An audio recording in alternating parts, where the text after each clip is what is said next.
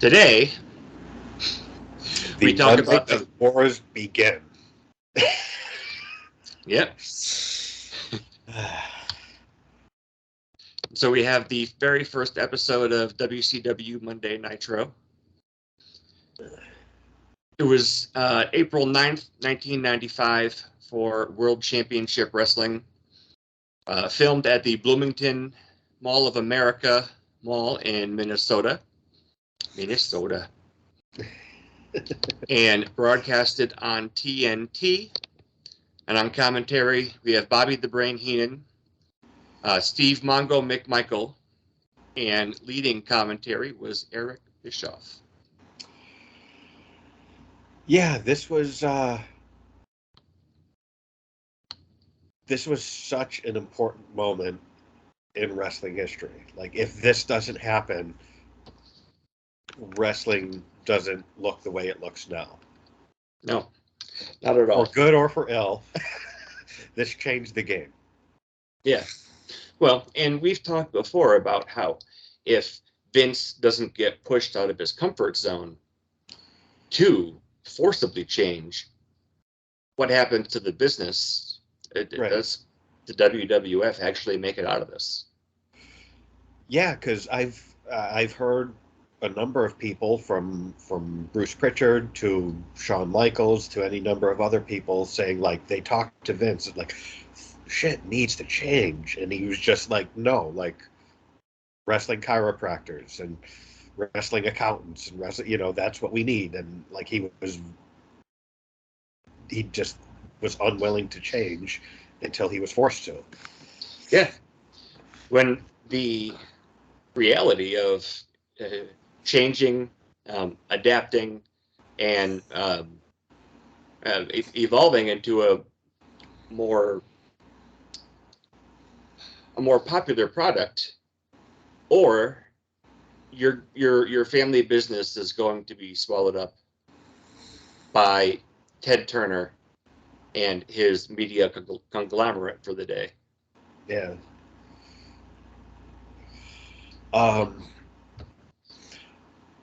So I think it's interesting, the whole, like, Mall of America thing.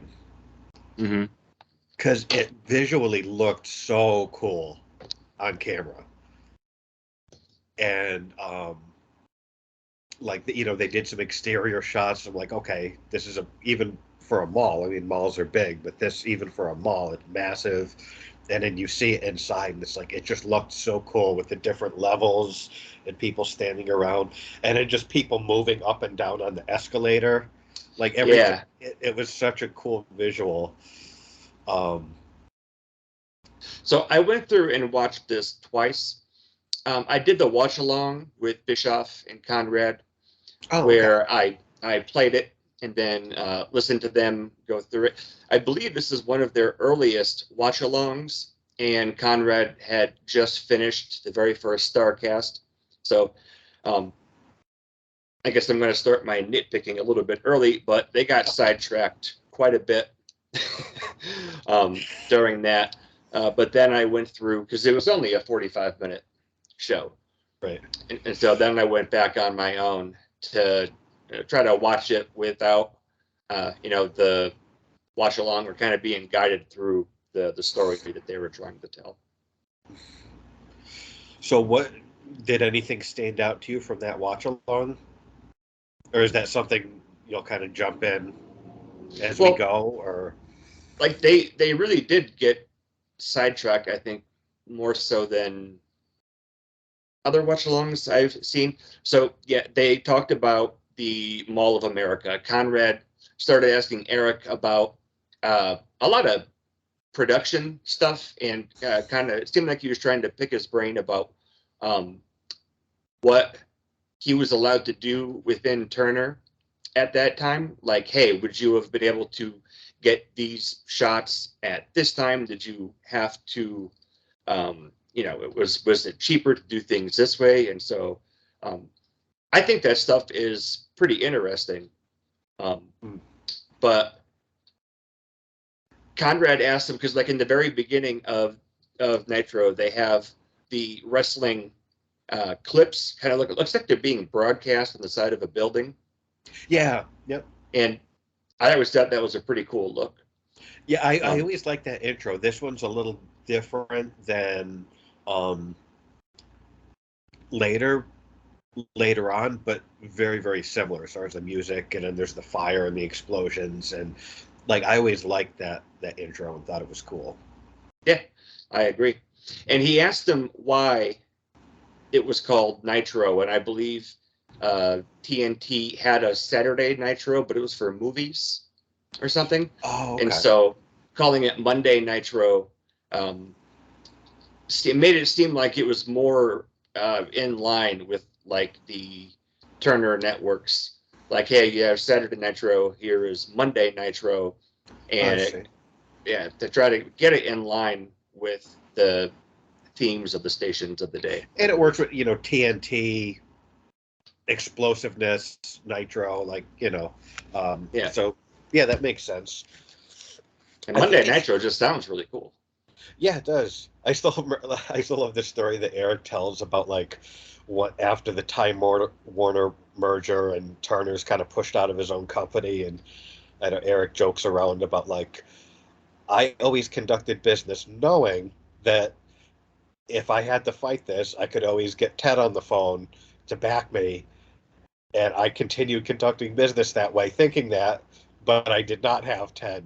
Like, because he got pushed out of his own company, and he was talking about, they didn't want wrestling on the network, and executives that knew nothing about wrestling were telling him how to conduct his business. And he was in a meeting, and he was like talking to all these suits, and he said something about like, they pissed him off, and he was like, "Can anyone here tell me what night of the week Nitro was on?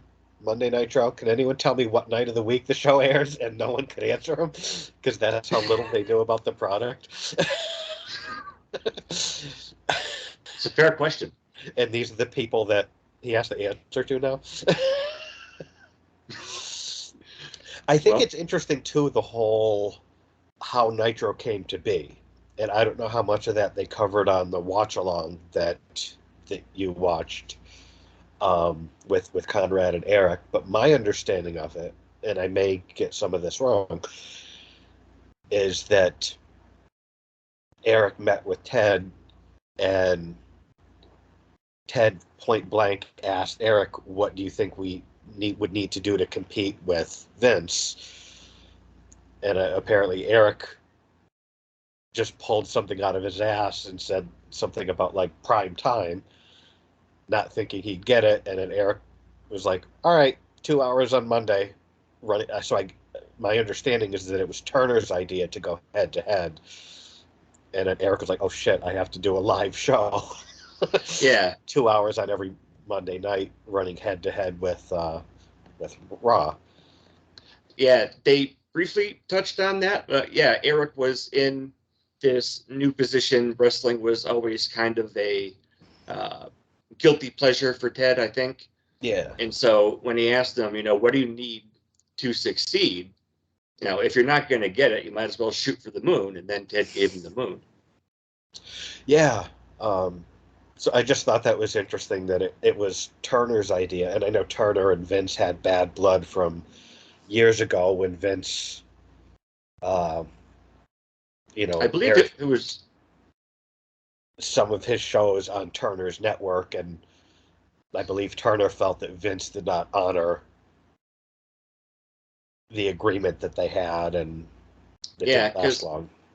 I believe it was Georgia Championship Wrestling. Like they have, it's called Black Saturday, where Vince is um, opening up a show where they normally show Georgia Championship Wrestling, and Vince is they have the WCW like the old logo behind them, and Yeah, he's kind of like I'm excited to show you clips, and like basically he was buying up the time slots that yeah, WCW was playing on, and then putting his show in there, um, and that isn't what I think they agreed to. I can't remember how that ended up getting rectified through Turner, but yeah. So yeah. So I know that Ted kind of had some bad blood with Vince, about that, or I've heard that. I don't know that, but I've heard that. Yeah. And so, you know, Ted being a powerful competitive man, or it's like, of course, go head to head. But it's interesting that that came from Ted. It wasn't like Eric was like, let's go on Monday nights and head to head. But Yeah. I think Eric certainly did well with it once he was given it. Yeah, he sure did. And I've been thinking a lot about, because we're really not too far removed from, dimly lit, uh, really kind of grungy looking arenas with, you know, two guys trading suplexes for, 15 minutes in a ring. That was very indicative of a Southern style and Southern, uh, a more Southern style product at the time. Yeah. And then Eric gets the sound stage at Universal Studios for them to start shooting on. And that's like night and day. Yeah. Kind of like my new lights. Well, I know that was something that Eric wanted to work on, is that whole like Southern wrestling branded image that they had. That he wanted to get away from that. Yeah. But also have things like the Horsemen and stuff. So it's like, don't alienate that fan base, but overall get away from that kind of branding and image that they had as Southern wrestling. And I know Eric started in the AWA. Yeah. I've never been able to find out whether he was just trying to push the product to be more commercially successful, which it definitely would end up being, or if it was, he really didn't like that old Southern style.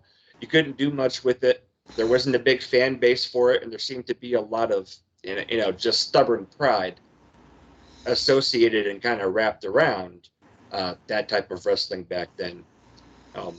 But for whatever his reasons were, he definitely made it work. Well, I think like his motivation was because since WCW officially became WCW, it had never turned a profit, and I know that was Eric's motivation. He's like, I want to make $1 for the company. I want the company to be in the black, and so I think it has to appeal to a wider audience. And I like, one thing that I listen to his podcast, I've read his book, and like Eric talks a lot about like there's better than, less than, and different than. And he was saying like, we certainly don't want to be less than. We can't be better than Vince at what he does. So we'll be different than. Yeah. Yeah. And he was. And that was one of the things, like watching this, like, I haven't watched a Nitro in a while, like decades. And just watching this Nitro made me feel very nostalgic. And it brought me back to a really, really exciting time, both in my life and as a wrestling fan, where it's like we had 3 companies that were producing vastly different shows with very, very different stars and styles and looks of the show and feels of the show. And I'm like, this was such a great time to be a fan, because it's like everything was so different. Like ECW, WCW, and WWF could not be more different. And they all had different things to offer that were super exciting and different. We all had our favorites in each company and stuff. And it was just like, how spoiled were we? And it was so fun. And that's one of the things I kept noticing on this, is it felt so different from Raw. Just watching this, it felt very, very different to me. Yeah. Yeah, I couldn't agree more. And had he tried to do what Vince was doing, we wouldn't be having this conversation. Nope. So it definitely was different then. Yeah. And now that you mentioned that too, I do remember Bischoff and Conrad kind of going over that in the beginning of the watch along. and Bischoff was kind of just pointing out some things that were different than WWF. Conrad also asked him right off the bat. So the first match we have is Flying Brian Pillman and Jushin Thunder Liger. And Conrad right away goes, "Why did you pick this to open up the first Nitro?" And I kind of got a kick out of that because we've gotten kind of in the routine of really examining the first episode, the first match of all the main pay-per-views and premium live events. And so I thought that was pretty cool on Conrad's part to, it's like, hey, why is this on here? What were you trying to accomplish with these guys in this match?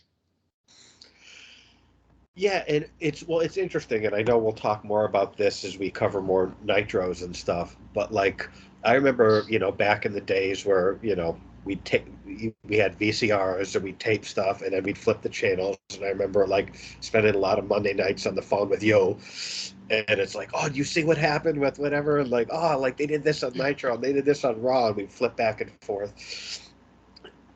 And like as a fan, it was sort of like, okay, the first half of Nitro is gonna blow Raw out of the water every week, every single time. Because it's like we're gonna see Juventud and Ultimo Dragon and Mysterio and Malenko and Jericho and Regal, and that's what we're gonna see in the first hour of Nitro, versus Mantar. Bastion Booker, yeah, all of those like Los Boricuas, like versus DOA. Yeah, like Los Boricuas versus DOA is on Raw, and then it's sort of like, I think I'll go with Psychosis and Ray. I think I'll check that out. I think I'll watch Eddie and Jericho. You're right, though. We really were spoiled back then. But then the second half of Raw. We'd be, Austin, Brett, Taker, Shawn, Hunter, Foley, versus, I mean, especially once the NWO became more than like maybe 4 members. Yeah, it was just bloated, unoriginal. Yeah, just wasn't working for me, brother. But I do remember in the very early days of the NWO, I mean, I was completely drawn to what they were doing on the other channel from WWF. And for sure. But I just like this whole thing with like the Mall of America, though. It had such a cool look, and I thought it really set the tone for because who had ever seen a wrestling show in a mall before? And like one thing that I paid attention to, because like, and I know Bischoff has talked about this when they did the filming at like Disney MGM, is like a lot of people went there because they just happened to be in the park and it was something to do. And they weren't necessarily fans. It was just, hey, they're taping a TV show, whatever. I'll get out of the heat and go see a wrestling show for an hour or whatever. And so I was like, are the fans going to be into this? Or is it just like, hey, we just came to buy some jeans, and hey, what's going on down there? But people seemed into this, like especially the people at ringside. Like there were people that were probably just curious on the balconies looking down and stuff. But the people at ringside seemed into this. They seemed like legitimate fans. And even some of the signs, it was like, okay, that, like, I don't think they would have handed us. I don't remember specifically. Maybe I have notes for stuff later. But it was a brown cardboard one. They didn't seem generic, like some producers handed them out. Like, hey, would you be willing to hold this up on TV? Like, so like that was one thing. I was like, okay, the people at ringside seemed like they were into this and knew who everyone was. It didn't seem like people that just went there to buy, jeans or makeup or CDs or, and just stop out of curiosity to watch a show. Yeah, and Bischoff had said earlier on, Conrad was asking him about Mongo and why he picked him to be on there, and Eric said one of the biggest reasons was that Mongo was he was on the Chicago Bears, and now because he's going to be calling a wrestling match, he said that was the best free advertising that was available. It's like, here's Steve McMichael, and this is what he's going to be doing, and so that automatically pumps that product out to other sports fans, and even if they can't. Even if they're not, traditional wrestling fans, it's only an hour. They'll tune in to see and listen to Mongo. And then I think the 3 matches that were planned out for this were genius, and not Absolutely. just Agreed. genius, but the finishes, because I always get nitpicky about those. And the more I kind of sat there dissecting this, it was like an onion layer of pure genius. Very strategic. This was all by design. They didn't pick 3 random matches here. It was definitely all these matches were here for a reason. I do kind of want to go back to Mongo, and I feel bad saying this. He always annoyed the shit out of me. I'm sorry, like, as a wrestler, as a commentator, I never got what the big deal is with him. Like, I get that he's universally regarded as a phenomenal human being that everyone loved to be around and hang out with. And I know he had the NFL credentials and the Super Bowl champion and all that. So I'm not, I'm just saying, as a wrestling fan who doesn't care about football, who just judges him on what he can do in the ring and what he can do on the mic, he just annoyed the shit out of me. And I never enjoyed his work, and I feel bad saying that. It has nothing to do with the human being or Sure. the health problems he's experiencing. I don't wish that on anyone. But I get why Eric wanted his contributions on the announce team. I get it, but I never liked the dude's work. I'm sorry. Yeah, he was pretty one-dimensional. I mean, even one-dimensional compared to like Hacksaw one-dimensional. So he was quite limited. I can say that.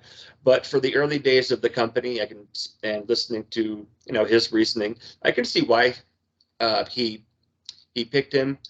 And then one of my earliest, I guess, memories of Mongo was him becoming a 4 horseman. Yep. And a lot of the guys who were horsemen in this time are regarded as some of the worst or most out of place 4 horsemen ever. Mongo being one of those. And so, well, Mongo lived the lifestyle. I think that's why Mongo was a horseman, because Flair liked to party with him. Yeah. So he lived the lifestyle in the bars. And Deborah's a very lovely woman. She is. I remember Flair, like in this Nitro era, Flair would come out and it's like at one point it's like woman's there, I think, and then you got Deborah, and it's like, how many women do you need to come out with? And like, I don't even know. No, Liz was never out there with him, I don't think. But like, I just remember it was just sort of like, you got the Horsemen, and then you got like a bunch of women where it's like there's like 9 people in the Horsemen right now cutting this promo. Like, but yeah, I kind of just had to get that out there with Mongo. And again, as everything I've heard about him as a human being, he's universally loved. I don't doubt that. I know he's a badass football player and a legit tough motherfucker. Yeah. And a tremendous human being, and he lends credibility. I get all that stuff, but he just said silly, random shit on commentary. He was a meathead. Yeah, and in the ring, he never really did it for me. But like, I don't know. Like I know as we cover more Nitros, there's some issues I have with the commentary of Nitro that I'll get into as we go along. Yeah. Not necessarily on this show, but when we really get into when the wars really heat up. I Well, was never and a fan of the WCW commentary team. no, I can't remember a whole lot of Bobby Heenan being on there, but I know him and Shivani didn't get along all that well. And so, Bobby being brilliant as he is, I remember there are some times where it worked just fine, but for the most part, WCW traditionally had three people, and I don't think either of us are a fan of that format. Yeah, we've Like, discussed that. That's I think two is a good number. I think three is a little overkill. yeah, Um, and Heenan, I always felt like his work in WCW he seemed like he was just kind of phoning it in, like he was there for the payday. He seemed like he lost a little of his edge. I don't know. I know he had his moments and stuff, but yeah. But overall, I don't think, and I'm trying to remember when Larry Zbyszko comes in, because like right at the beginning of the Monday Night Wars, Bischoff is on there, but you had Shivani and Larry Zbyszko, and then the third person would kind of cycle out before Eric joined the Tenay. NWO. Yeah, Mike Tenay. Um, who's the other one? Don something. Oh yeah, He went to TNA with yeah, Tenay. yeah. I I know don't know. the guy you mean, but Yeah, yeah. We are much more familiar with WWF commentators than we are with WCW ones. So the one thing I do want to give Mongo credit for, they called it the Mongo Spike, his tombstone pile driver. At yeah, least he used a tombstone instead of a shoulder breaker for his finishing move. That's all I want to say. yeah. I, that's true. I will say too, like watching this, I was like, I like the hour format because I'm so used to like now like 3 hours, and it's sort of like it's kind of refreshing where it's like an hour long show, three matches, a couple promos. It's good. I like it. An hour.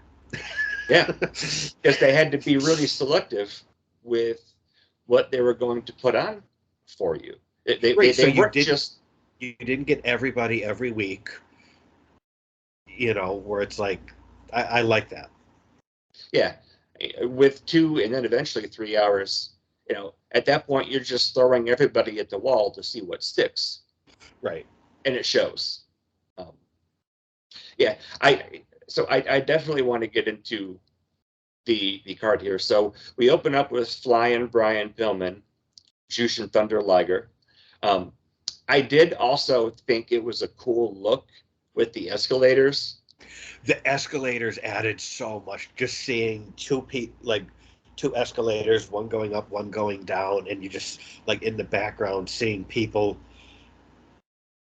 standing still but moving in two directions. It was visually it looked cool. And I gotta say, like one kind of downside about shooting in a mall is it was so cool visually that there were times where the action in the ring was good and I cared about what was happening. And I'm like, oh, the Great Train Store. Oh, what do they sell there? Like, I'm checking out the stores in the background.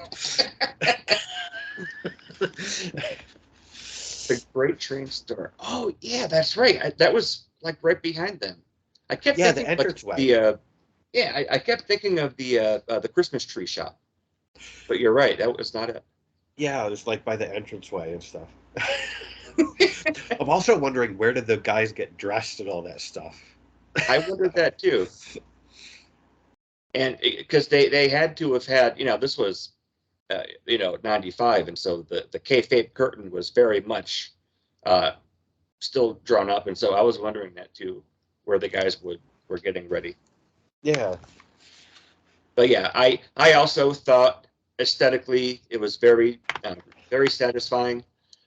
I do have just a couple notes on some of the signs I did see. But we start off with Flying Brian and Jushin Thunder Liger. What are your initial thoughts on this match? I think it establishes a pattern and sets a tone for what Nitro is going to be moving forward, with quicker action from smaller guys. Brian, for established WCW fans, was a well-known, established guy that people knew. And then Liger, had, he was certainly a trailblazer and an innovator of his time in that cruiserweight style. And so I think, what we talked about earlier is like the first hour of Nitro was always spectacular, and it had a lot of international talent that were doing a lot of spectacular in-ring wrestling. And so I think this sets the tone for that, where it's sort of like you're not seeing this type of wrestling elsewhere. Nope. And I don't think the match itself was spectacular. I thought it was a decent cruiserweight match in 1995. Yeah. It was not as good as it could have been. I've seen these guys wrestle before and have better matches. Brian didn't seem all there, to be honest, in this one. Brian seemed off. Yeah, there were a couple of times where their timing, it really seemed like that they weren't completely lined up on it. But it has been so long since I have watched Flying Brian Pillman. Just, the happenstance of this, of him being on this opening match was kind of cool. And so, again, I really am only familiar with the loose cannon Brian Pillman. And so seeing him in there with like those super curly locks in his head, like it's like he has a helmet of curls on. Was pretty cool for me personally. I mean, it was cool to see him. Like I said, this is not him at his best. Even physically, he didn't look, because normally he's like super lean and really cut. In this, he didn't look physically quite as good as he typically does. And then just the action in the ring, like he seemed a bit off here. But it was good to see him, and I think this was a good way to kind of set the tone for, different than, Eric's philosophy, being different than. And I thought Liger was a good guy to put him in there with. Like I said, the action here I thought was good, but not spectacular. You had alluded to some timing issues and stuff. But it was a fine cruiserweight TV match. Yeah. It's been a while since I've seen Liger as well, as I was kind of focusing in on his ring attire. And I don't know if this can be taken as anything but my critical snarkiness. He looks kind of like a Power Ranger. He does. And I mean that as a compliment, if it can be taken that way. In his defense, he was around long before Power Rangers were around, so... Yeah. Like, I know there was the head scissor takedown that Brian did on Liger, and they kind of just fell down in the middle, but it still looked really good. And then we have the surfboard. That's very ambitious for any guy to try to pull that out in a match. And this one looked really, really great, I thought. Yeah, I like sometimes Liger does a version of that where he gets you up, like he's going to give you a surfboard, but then he kind of parts his legs and he kind of like lifts you up and swings you between his legs like a little pendulum. Oh, I've never seen that. It's pretty cool. Like he's got your legs hooked kind of on the inside of his arms, and then he's got his hands, your arms back, and he'll just kind of swing you between his legs like a pendulum. And it's like, it takes a lot of strength, because Liger, he's a little dude, but he was always in fantastic shape. Yeah. Like even, I think he retired a couple years ago, but I watched him in New Japan, and he was well into his 50s, and he was jacked as hell. Good for him. Yeah. I did see out in the crowd around the ring, somebody had a brown cardboard sign with black Sharpie written on it very plainly. It said, "This is where the big boys play, WCW." And like I had to wait for the camera to go back around because it really was just, I don't know. I kind of got a kick out of that. Where the big boys play. Look at the Yeah. adjective play.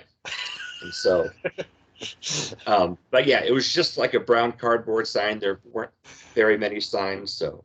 Yeah. We'd get some signs on Nitro soon. We'll get them.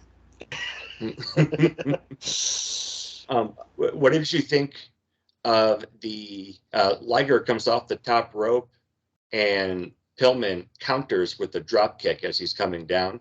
I like that. Yeah, there was some good action here, like the rolling kick. There's a moonsault, superplex. I made a note of the Liger does the crossbody off the top. Pillman catches him with the drop kick. I always thought whenever someone did something like that, that would be a really painful move to take because it's like you're moving downward with gravity, and then someone kicks you in the stomach, and it's like it just seems like a painful. And then you got to hit the mat on top of it, like you're getting kicked, and then you got to land too. Yeah. Yeah, that's one of those moves. I don't think you can. You can brace yourself for. I imagine the guy giving the drop kick would probably be able to help you out taking that. I don't know. Yeah, I mean, I've seen it where people don't get him that much, and I've seen it where it's sort of like they just look like they're impaled. I think it really just depends on a lot of factors, but yeah, it was a nice spot. I did make a note about Mongo and Bobby, and they kind of kept this tone through the whole show where they were kind of like playfully antagonistic towards one another. Because sometimes I've seen it where people, it's like, okay, they seem like they're legitimately getting on each other's nerves. Kind of Yeah. like with Paul Heyman and Jim Ross on commentary together, where it's like, okay, Paul is legitimately trying to piss JR off. This, Yeah. it seemed very kind of like playfully antagonistic. Yeah. I didn't really notice too much on commentary. But yeah, we get a power bomb into a top rope Hurricane Rana from Liger, which was nice. Yeah. Pillman hits a tornado DDT. That was cool. That was probably like my favorite spot of the match right there. It looked great, and then Pillman kind of got up and was just all yeah, hulking it up. It was cool. It's funny too because here they make mention of Pillman suffering an injury, and I don't know what they were referring to because it was not the car accident that he had. I don't think that had happened yet, like the really serious one that pretty much took the flying out of Flying Brian. Yeah. Because I believe that happened before he showed up, like after he left WCW, but before he showed up on WWF. Yeah, I think he showed up in ECW right after the accident. Yeah, and I think he kind of kayfabed everyone about like, yeah, I'm hurt. I can't really ever wrestle that well again. And I think he kind of kayfabed everyone because he was still negotiating. Yeah, and like, I'm sure Tony is listening to this having an aneurysm right now. But yeah, and then that whole loose cannon thing, like that little instance with Bobby Heenan, not on this show, but later on, where he gets Bobby to drop an F-bomb Yeah. on TV, which was actually a big deal back then. But yeah, I know when he showed up in ECW, he already had the cane, so I know that was after the accident, but I'm not sure of the timeline. Yeah, but I just thought it was they made note of that he had recently suffered an injury, and I'm like, I don't know if it was a legit injury or a storyline injury, but it was like it was not the injury. Yeah. But he did seem a little off here. Yeah. I don't think there is anything that I really thought needed to kind of be torn apart. There were a couple times where their timing seemed off, but overall, it was a great match. And I like the finish here too, because Liger lifts Pillman for a German suplex, and then Pillman just kind of rolls forward with it. Yeah. I thought it was a nice, that was pretty smooth. I liked it. And then Yeah. we have, babyface match. We get a handshake and a hug after the match. So I'm like, this was a nice little opener. Yeah. And again, I agree.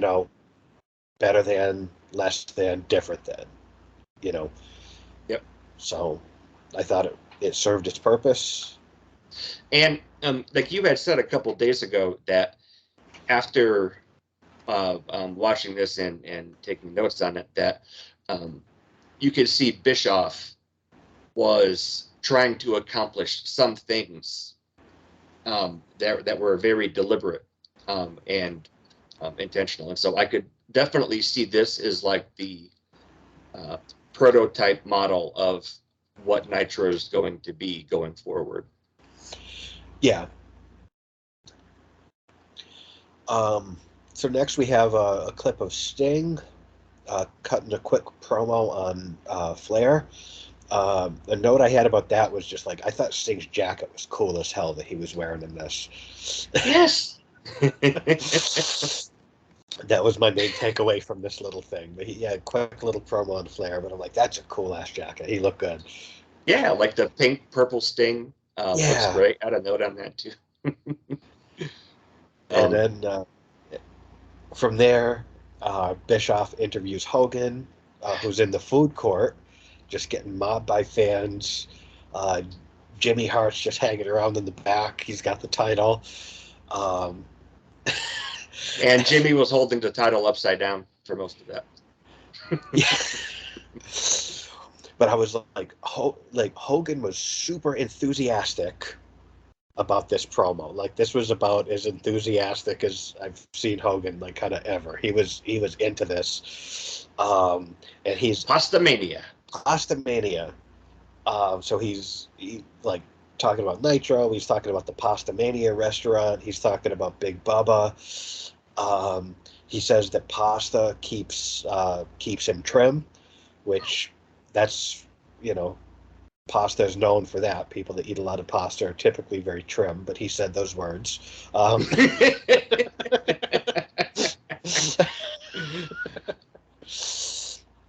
But I don't. This just made me smile. Hogan looked like he was having a blast here. The whole pasta mania thing, I forgot all about it, so I kind of popped for that because it was just cheesy. And then just the fact that, like, he said, pasta keeps him trim. Like, it is known for that. Yeah, it definitely is. He must have eliminated all the carbs out of it, so it's pure protein pasta. But yeah, I just thought it was fun. But he was just like super into this. He seemed very enthusiastic, and I'm like, oh man, shit, he must be hopped up on linguine because he is into this. Like, he really is. And Bischoff did go a little bit into this when he was talking with Conrad, that this Pastamania was the only one there was. The guy who was running this approached Hogan and got his permission to have a Hulkamania themed Pastamania restaurant, but that this was the only one.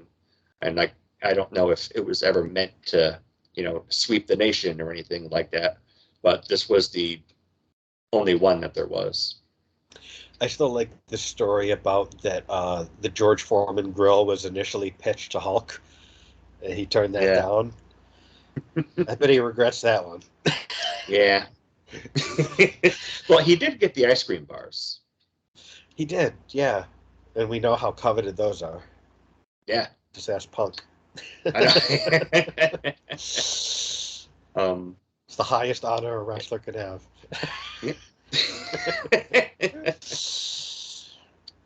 And so, Hogan did look very excited during this promo. He was into this, yeah. Yeah. And there's some things I'll wait until we get into the next two matches before kind of picking your brain about the sequence of the matches and how things were presented for. Well, and it was only a 1 hour show, like you had alluded to earlier. Yeah. So they had to be very careful and very intentional with what they were presenting to the audience. Yeah. So up next, we have Ric Flair versus Sting. And I just think it's really cool that the first Nitro and the last Nitro have this match. Because, like, these are, like, there aren't two more WCW guys than Flair and Sting. And so I thought it was cool that, like, Nitro started with these guys and ended with these guys. I just like that. They looked a lot better here than they did on the last Nitro. They sure did. I thought right before they came out, and I never made the connection before, but you're right. Nitro started and ended with these two guys who are like the poster guys for WCW. Yeah. Hogan kind of looked like a deflated balloon. Like, I know he had gone on to do Thunder in Paradise. By this time, he really, it looks like those 24-inch pythons might have been hanging down around maybe 14 inches. No, not that much. But, I did pay attention to how Hogan was appearing, and then how Sting and Flair were as well. I'm not super familiar with a lot of the classic Sting stuff, so I thought he looked awesome, and Flair looked middle-aged. And I don't mean that as like a knock on him either, but he just had his retirement match. What are we, almost 30 years later? Yeah. And he looks like he is, I don't know if it's like the top of his game or right in the middle of his career, but he looked a lot better than I've seen him in more recent times. That's the thing. I think maybe because he's been in the news so much very recently that seeing him here, I'm like, wow, Flair looks great. Yeah. Just because, like, just, comparing him to how he looks now, I think Sting has aged better than Flair. Oh, yeah. I mean, Sting gets to paint his face, so, I mean, he gets to hide behind face paint, but, I mean, these two here, I mean, Sting in particular looked absolutely phenomenal. Just, he was in great shape. I really dug, like, the gear he was wearing, the color scheme, the face paint. I thought Sting looked phenomenal here. And then just his performance was off the charts. He looked like fucking Superman here. Yeah, I could not agree more. And so I was, watching this and trying to make connections to what their counterparts in the WWF were doing. Sting and Warrior, started off together some time ago, but kind of kept the same attire and kind of the same aesthetics. I always think it's interesting to look at how those two started together as two young, handsome, muscle-bound dudes as a tag team that were super green, and then you look at the path that they both went down, where it's like both had huge success. Yeah. But one of them is like universally respected and admired and liked, and then the other is Warrior. You are correct, sir. Like, I remember even in Brett's book where he was talking about when he went to WCW, and Brett didn't watch a lot of WCW, so when he was told he was going to work with Sting, he thought he was getting Warrior, because all he knew about Sting was that he used to team with Warrior, so he thought that, another one of these guys, like, so he thought he was going to be getting Warrior, and he was pleasantly surprised. Well, and not too many people had the Scorpion Deathlock sharpshooter in their arsenal of moves, and so that made sense to me when they're paired off there. But yeah, I didn't stop and think that the way Sting and Warrior started off, and like you said, their careers going forward and their success, and the other one's Warrior. I like that. Yeah. So before the match even gets underway, Lex Luger crashes the party, hangs out in the aisleway, doesn't say anything, doesn't do anything. He just kind of glances around, takes it all in. There's a Luger chant from the crowd. Yep. Then he bails. Yeah. And the announce team puts it over. Obviously, they put it over very well. Like, kick him out. He has a right to be here. Like, yeah, they were selling it really good. Yeah. And so Luger had just wrapped up in the WWF, and no one. We've talked a lot about Lex in the last few shows that we've covered, and so yeah, they really didn't have a whole lot invested in him, so much so that his contract expired and no one knew. So he was able to just walk out onto the very first Nitro, and that is like, whenever I think of the first Nitro, that is like the headline for that event that I remember. I picture Lex in that shirt with the weird collar in the aisleway, just looking around. And this goes to what Bischoff wanted Nitro to be. Unpredictable. Anything could happen. I know they say that in the WWF, but Bischoff really delivered that. Like, what the fuck is going to happen on Nitro? I have to tune in to see, because you never know what's going to happen. And they were very successful at that. They did it right out of the gates with this here with Luger. Yeah. And they would use this same type of party trick in a little bit when Scott Hall and Kevin Nash invade WCW. Yeah. And so it was kind of really cool to rewatch this and listen to the commentary team, kind of jump all over this and put it over. It was pretty cool. It was perfectly executed. Yeah. It was the right guy, the right time. Everything about this was done perfectly. There was one more thing. So both Flair and Sting, Flair had his robe, Sting had his really cool jacket. And right around the time Luger was coming out, I could see, I believe it was Flair, giving his robe to a child outside the ring. And there was a kid that brought their ring gear back to the locker room. That just... I didn't notice that he was handing his robe to a child. Yeah. I'm not sure. I'm pretty sure that there is no real significance there. That could have been someone's kid.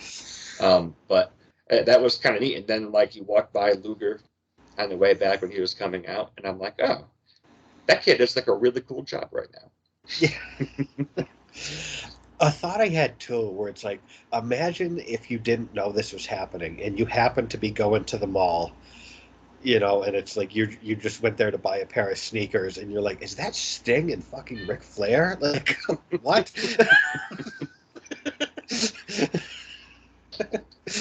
It sure is. So we get the match going, and man, was this match good. This was a really, really good match. And like I said, Sting just looked like Superman. Like, he's doing leapfrogs, he's doing Beals, superplexes. He does about 40 press slams, both in the ring and outside. Yeah. He didn't need to hit the gym that day. He got his workout lifting Flair up. But Flair was above Sting's head half this match. Yeah. And so I had, let's see, it was 5 or 6 overhead press slams that all looked great from Sting to Flair. Yeah. Sting was in phenomenal shape here. Like, yeah. He wasn't struggling on those, even the last couple. No effort. Just he had him. Yeah. Well, and going back to him and Warrior always looked like that, muscle-bound gorilla in the ring, and he was always huge. He was, sculpted Yeah. all the way through. And Sting had that same background, but I don't think that the bodybuilder type physique was something that he kept. He always looked great. Yeah. The Warrior was the more impressive looking of the two, if we're talking about physique. Yeah. I mean, young Sting looked amazing. Yeah. But this was, yeah, like I don't really think of him as like a big power guy. And I kind of forget this, how tall he is too. Like he's a tall dude. Like I kind of forget how big Sting is. yeah, because those things were never really incorporated into his gimmick. Yeah. And so it was just, you could definitely see that Sting at one time was very fond of going to the gym and picking up heavy things and putting them down. And this Yeah. really showcased that a lot. It did, yeah. We didn't even mention Sting is the U.S. champion. Yeah. Forgot to mention that part. I'm ashamed of you as a belt mark. That I know. Well, here I can make up for it. What do you think? Yeah, what do you think of the U.S. title visually? The title they're using now is a more trimmed down version of the one that we would see in WCW going forward. It was like especially the main plate, the one afterwards, the one that I eventually got a replica of, is kind of more spread out. This is Tony's favorite iteration of the United States title. Oh, okay. And Conrad had said when he was talking to Bischoff that like a week before they were reviewing this, he actually bought that belt, like the one that was used in the ring. Oh, wow. That's awesome on him. I personally like the more spread out, wider one that I think of. Like I think of DDP having that. Goldberg would have it as well, but he's gonna pull a Warrior himself, and I just associate him with the world title. But Rick Rude was I think of him quite a bit when I think of this version of the U.S. title. I think of a lot of good. There were a lot of really talented people that had the U.S. title, from, like you mentioned, DDP, Raven. I remember, Booker and Benoit having like their best of 7 series over the U.S. title. There were a lot of good people that held that title, and even earlier on, Sting, Rick Rude. Yeah. Did Austin have this? I think Austin might have had it, right? Or maybe not. I don't know. I think so. No, I'm trying to remember if he was ever TV champion. I think he was the U.S. champion. And I'm embarrassed now. I should know this stuff. Yeah, I know. I should. I feel I'm a bad wrestling fan. Yeah. But what did you think? So you have the U.S. title match with Sting and Flair, and then we're going to have the world title match with Hogan and Big Bubba. Both instances in here have probably the top guys in the entire company. And Hogan is the world champion in the main event, and Sting and Flair are not, and they are putting on a match for the secondary title. This is where I kind of started to try to pick apart what Bischoff was trying to maybe communicate with that, and maybe I got a little overboard. But what do you think of the U.S. title and the world title all being contested with like the biggest main event guys in the company? Well, a couple things. Is one, I think they wanted to come out of the gate strong. The first Nitro, they want to put their best foot forward. So I think having the 2 top singles titles defended by guys like Flair, Sting, Hogan. I think that's just, come out of the gate swinging. Yeah. And also, and this is something I wrote a note about this later on. One of the things, this also sets a pattern for what Nitro would be, giving away pay-per-view quality matches for free on TV. And I think that kind of goes to the difference of, WCW was run by Ted Turner, who's a TV guy.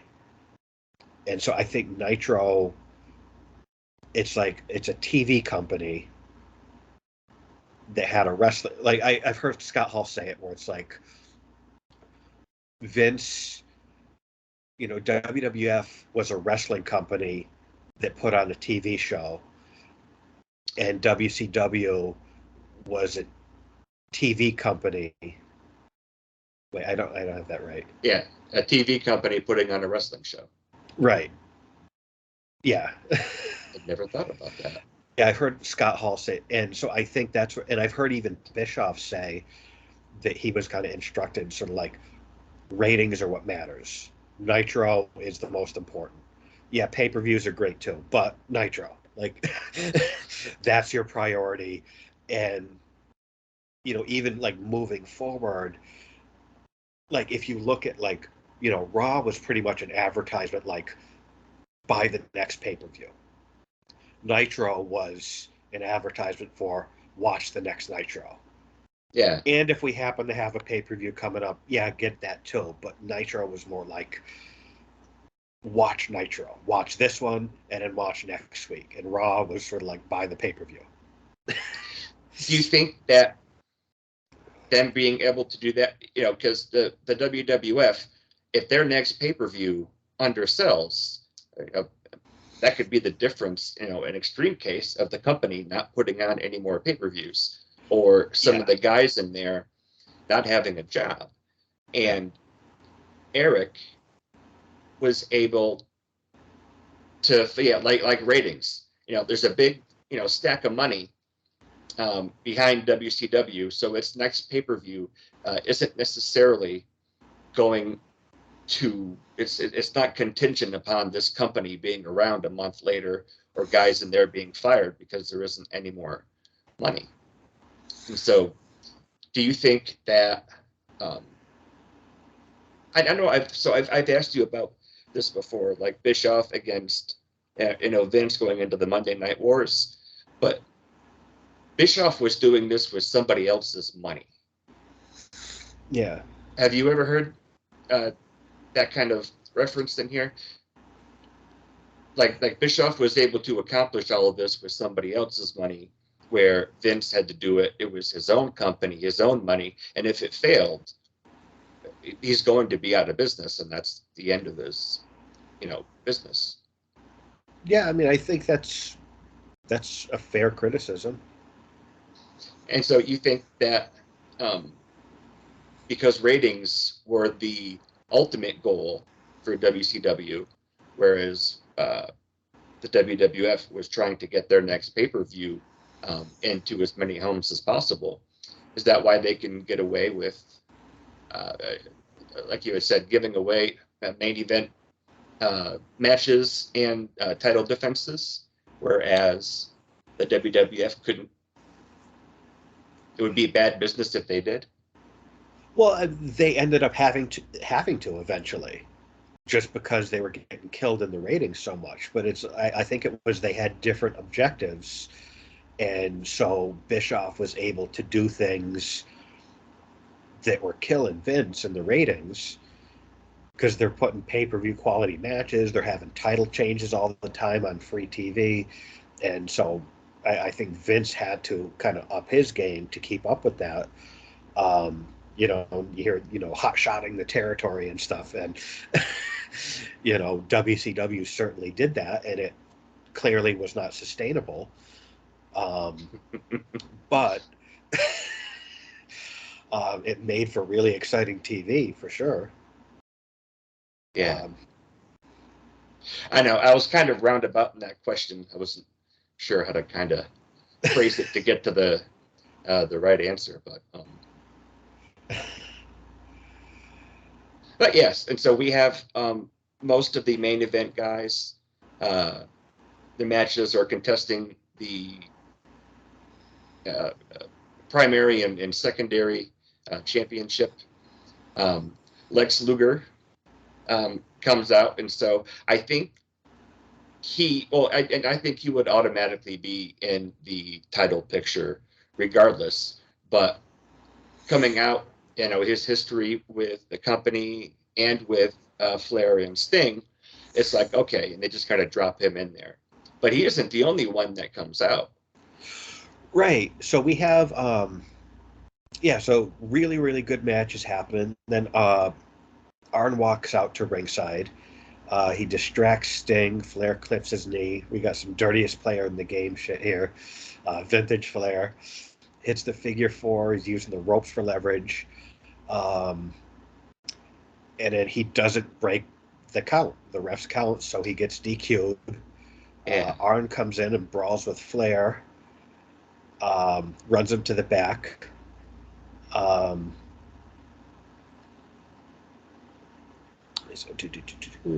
Scott Norton. Yeah, so Norton comes out. Heenan's like, it's not me. He's the guy to talk to, pointing to Bischoff. God, how scary did Scott Norton look out there? Just big, just rugged, badass. And he would get even bigger after this later on. He would, yeah. That's the scary thing. So then, Norton gets in Eric's face, and then Mongo's. Looks like they're about to throw down. Then Savage runs out because we didn't have enough star power on this show. So then Savage runs out, and he's like behind him. He says he'll take on Norton right now. He gets in the ring. Then Eric's saying if Norton gets in the ring, he'll never work for WCW. And it's funny, we already said it, but my next note was this establishes a familiar Nitro pattern of main event quality pay-per-view matches with A-list talent on free TV. Yep. I thought Mongo squaring off with Norton was great because you have these two huge muscle-bound gorillas. That's one of those, like, I'd like to see that in a shoot. Like, those two guys, shit. Yeah. So we have I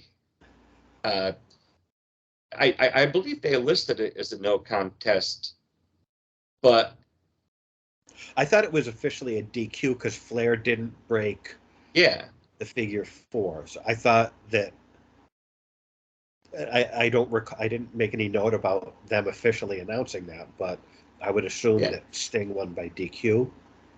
But I don't know officially what, Yeah. So what do you think of? They're obviously using this match to showcase a lot of main event guys here, but it's for the United States title, and Flair gets himself disqualified in a figure 4 because he wouldn't let go of the ropes. Well, another thing I wrote, I was talking about the familiar Nitro pattern about, these main event quality pay-per-view matches with A-list talent on free TV, and then fantastic matches with unsatisfying payoffs and oftentimes illogical endings. Yeah. And they also, that's not a good thing, but they established that pattern here as well. It doesn't make sense that Flair, why would he not break it? I don't get why he would not break that figure 4. That was a bit nonsensical, but I did think for the bigger picture, if we put Flair's wrestling Sting, you would think Flair's motivation is to win the title, and then he does something counter-intuitive to that goal. But apart from that, if we take that glaring thing out of the equation, this match, I think, did a lot. Like, first of all, the match itself was fantastic. It made Sting look like Superman. obviously this could build to a rematch, but like there's a lot of moving parts here because it's like you got Flair, you got Sting, you got Lex, you got Arn, you got Scott Norton, you got Savage, and all three announcers were all involved in this little TV match. And there's places to go with it. So for in a television format, this set up for so many things you could do moving forward with so many different guys. So in that sense, I think this was very effective. Well, and taking a look at the odd DQ or no contest finish, for me, that was like, okay, they just needed to get us to that part where everyone's coming down, showcasing them. And so, that is what you're supposed to remember and take away from the match. And I think that is wildly successful. I just thought it was a little weird that Flair would a little weird, disqualify himself. Because we've kind of pretty much just covered pay-per-views up to this point, and I think with TV, it's a little different than a pay-per-view. Yeah. Like this, you can get away with this finish a lot better on a TV program than you could if this was a pay-per-view. Yeah, that's very true.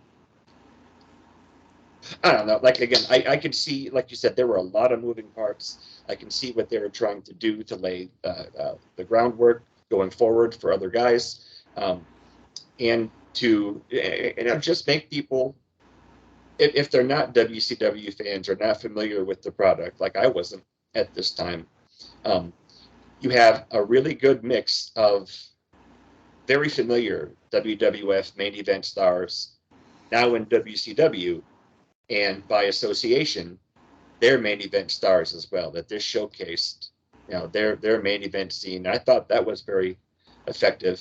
I'm just always kind of nitpicky, especially about title matches and their finishes. And so I don't think I really need to, tear apart or even understand why. I just thought Flair getting himself disqualified was kind of odd, but they did a really good job of getting everybody out there. So I'm trying to look something up here pertaining to this, and it's one of Eric's philosophies here. I can't find it, but there's something that Bischoff talks about, and especially with this whole Nitro, something called Sarsa, which is kind of one of his philosophies about like creating stories and stuff. And I can't. Oh, wait a second. Okay. So this is kind of Bischoff's philosophy. He uses SARSA, and that stands for story, action, reality, suspense, and anticipation. And that's one of the things he uses as kind of a guideline when booking things and stuff like that. So I try to keep that in mind. Story, action, reality, suspense, and anticipation. Those and are that's kind of his model for. Yeah, but I just wanted to, because I knew a couple of what that stood for, but I wanted to look it up to. And so I think with that, we got some of that here, as far as, because there's so many places you can go with so many people just in this little TV match. Yeah. There was one last thing before we move on to the world title. When Arn Anderson comes down, Flair isn't letting go of the ropes. Anderson gets in the ring before the ref officially calls for the bell. And so I think that's why, because I could have sworn they said it was like a no contest or a double draw, a double DQ. Yeah, I'm just being nitpicky. Sorry. No, I mean, I'm the same way about finishes and stuff, and I know we spend a lot of time kind of nitpicking finishes or putting over finishes that are done really well, or considering like, okay, what does this do for the people involved moving forward and things like that. So the actual finish of the match itself was a bit confusing, but I think in the grand scheme of things, I think this was very effective. The only thing it hurts is Flair winning a title. But for the other 19 people involved in this match, it sets up for a lot more to come. But Yeah. what if it's just a really just what the match itself? I was so excited when I saw these guys getting going. I'm like, this is fantastic. These two, like, this is, because kind of people shit on kind of early to mid 90s WCW the way they do the new generation, but it's like, no, there's really good shit in the new generation. You just have to sift through a lot of shit to get there. And this is one of those, like, oh man, these guys can go. These two, like, the match itself was fantastic, and just seeing Surfer Sting just looking cool and wrestling like he should come out with a big cape on and stuff. It was just like it was fun. I really enjoyed the match. And some of Flair's kind of patented tropes, like his going over the turnbuckle in the corner, all of those things to just let you know that, yeah, he's a main event guy, but he's also just a little sneaky. Sting, Yeah. has like a big S on his chest in there. And I stopped counting at 5 overhead presses that he made look really easy. Well, that's the thing. Flair has a reputation for making guys, and Sting doesn't look like Superman if Flair doesn't make him look like Superman. And Flair's got in some of his kind of trademark dirtiest player in the game offense, and I mean, Flair's really good at getting the shit beat out of him. Yeah. So yeah, bumps all over. It's kind of like Shawn. Shawn's another one where it's like, wow, like his offense is great, but he's really good at getting beaten up. Like, that really makes matches. Yeah. Flair doesn't have the career that he's had if he can't get the shit beat out of him the way he can. So next up, we have a video package on Sabu. I know. This was so cool. I had forgot that he was around. Yeah, he was in WCW for a cup of coffee. Yeah, I know he's on the second Nitro. I believe he wrestles Alex Wright, and I remember seeing that match. I think at one point Tony had burned a bunch of DVDs for me. I think it was like every Nitro in like '95 or something like that, and I remember watching them. This was long time ago. But yeah, I know. I think Sabu wrestles Alex Wright on the second Nitro, and I don't know why it didn't work out more, like for longer. Probably because Sabu wrestles like Sabu. But it was just cool to see Sabu featured on the first Nitro with the little highlight reel, of which he is. I could not agree more. The human highlight reel. Yes. Like I said, I had forgot all about that, and then I see, and they had kind of the typical '90s video effects and transitions. Yeah, very dated. yeah, very dated. So I marked out for that. I thought that was pretty cool. Yeah. And I believe this is the only video package they have with wrestling, like actual wrestling, for the entire broadcast. Like, I know they had Hogan overdoing his Pastamania, but I couldn't remember seeing anything else like this where they're putting on a commercial for one of their guys. And so I thought that was significant. Yeah, and I thought it was effective. I mean, I don't think there was a lot of footage they could have shown, because Sabu probably had just had a couple matches, whatever. But yeah, I mean, if I didn't know who Sabu was and I saw this, I'd be like, I want to see more of this guy. I would have tuned in to see more of him. Yep.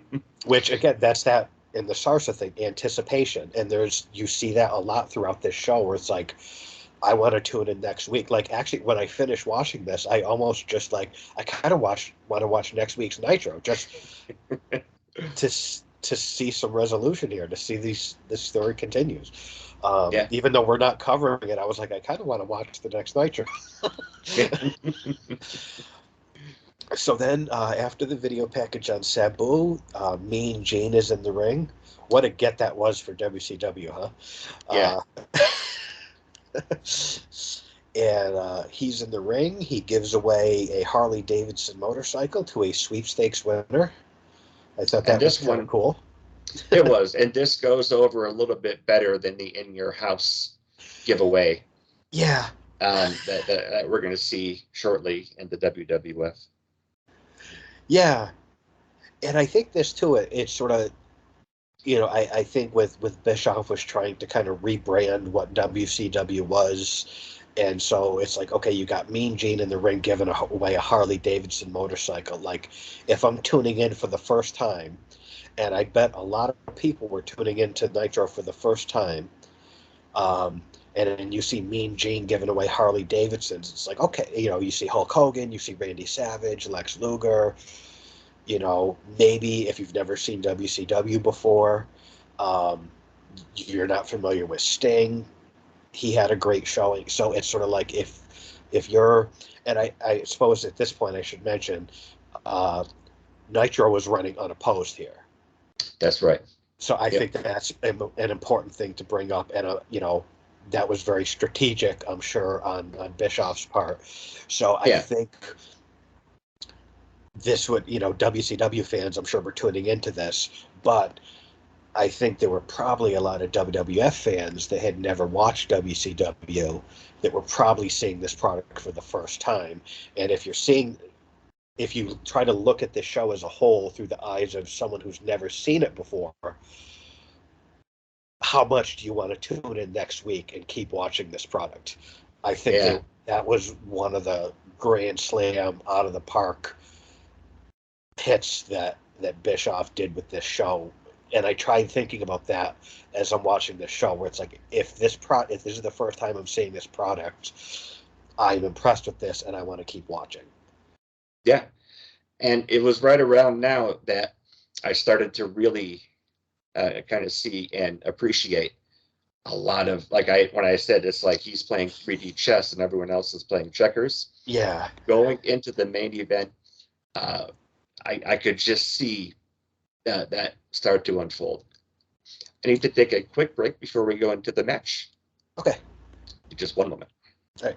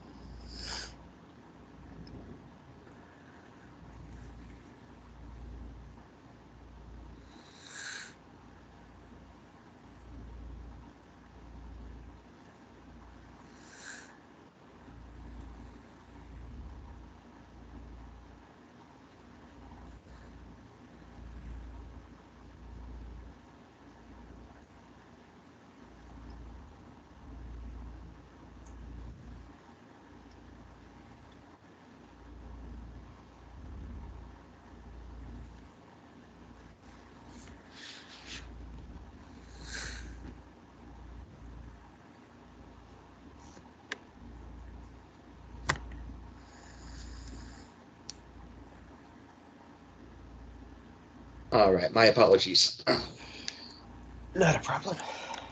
I was trying to see if I could push my start time back, and I can't today. Oh, okay. All right. And so once we get into the main event with Hogan, and you were laying out a lot of the all the moving parts really working together, is where I could kind of gleam in and be like, wow, this was brilliantly put together. Well, prior to after Mean Gene gives away motorcycle, there's two other quick things before we get to the main event. Eric talks about WCW Saturday Night, and they advertise Sting and Savage are going to team up against the Blue Bloods, and I'm like, fuck, that's a good ass match. Like, I want to see that. And so when he was talking about WCW Saturday Night, I remember watching WCW Saturday Night and really enjoying that show. And I guess at this time they were having stuff like Sting and Savage on there, but it would become kind of like you wouldn't get your A-list talent, you would get your B and C-list talent. But what I liked about WCW was its B and C-list talent. Like, that's what made them stand out to me. And I always think, Shawn is Mr. WrestleMania, and Mick Foley jokingly has referred to himself as Mr. In Your House. Yeah. I think of Regal as Mr. WCW Saturday Night, because every single WCW Saturday Night Regal always was on there having a fantastic match. Yep. And so I always just, when I think WCW Saturday Night, I picture the look of the show, which was unique, and then I just picture Regal having fantastic matches, and I would tune in just to see him. But it's like, man, Sting and Savage versus the Blue Bloods, that's a hell of a match. Yeah. Yeah. And building things up, because I know that they announced that match, but towards to the end of the show, Eric starts dishing out, this match is official. This is what we're going to do. Like a brilliant job of laying groundwork for where they're going to go with their program going forward. And it really was just brilliant. Yeah. And then next we have a promo from Michael Wall Street, who talks about the new generation and the few generation. He talks about the IRS looking for him. So he kind of... he was laying it on thick. It's a little bit meta here. It wasn't great, but not bad either. And I got to say, and I've heard, I'm sure we're going to cover it as we cover more WCW, but WCW didn't just flip the switch. They had kind of the same growing pains that Vince had as far as the transition between what we were and what we want to be. And so we have things like Michael Wall Street, who it's sort of like, okay, bring him in. Absolutely bring him in for his talent. I think that type of gimmick has played itself out at this point. A little dated? Yeah, I would rebrand, because I would bring him in for sure. You want a guy like that on your team, but I would just completely rebrand him. I don't think you need the same type of, okay, he was IRS, so we'll make him like Michael Wall Street. I think in 95, that's just kind of played out. I would just kind of use him another way. I don't know how, but I would try to rebrand him. Well, do you think that because Bischoff seemed to kind of be drawing lines between WCW and the WWF at the time, but I think there was a lot of thought put into who is over there now that would appeal to the WWF. But even if the Michael Wall Street character isn't really going to go over, do you think just putting him on there and having him take those little shots at the other company is effective at gaining the interest of maybe new WWF fans or kind of the jaded WCW Southern Wrestling fans? Yeah, I think so. Because I perked up when I heard of, the new generation, the few generation, and he Yeah. talked about the IR, and I'm like, I perked up in 2022. I'm like, oh, like okay. So imagine that in '95, if you're watching this for the first time, it's like, okay, we're drawing a line in the sand here. All right, like. Yeah. All right. So then we have our main event. Big Bubba is challenging Hulk Hogan, accompanied by Jimmy Hart, for the WCW title. Um, shall we talk about American Made, the theme song? Yeah, Jimmy Hart's on point with this one. Not quite real American. That's the thing. That was what I thought, where it's sort of like, the song isn't bad. No. It just isn't real American. That's Yeah, the problem, is it's not real American. I But it's completely not, agree. but it's not bad. Um, No. I also made a note that I thought Hulk looked really good with this title, which is a title that most people do not look good with. Agreed. I thought he did. Um, I figured you would probably have some thoughts on that because I know you're the belt guy. Yeah, I agree. Very few people did, but I I think the only people that could really pull this belt off were guys that were significantly bigger than average. Yeah, Um, like I think if I was like I thought DDP looked good with it. I thought Booker did, but below that, it really did just look like a kid with his dad's belt. yeah, Like that's not a shot at the title itself or anything. It's just the way it was designed. The winged eagle looked good on everybody. This is a lot more historically significant and maybe even recognizable, but it didn't come off well on guys who are even just typical, and definitely some of the smaller ones. It was just not a good look.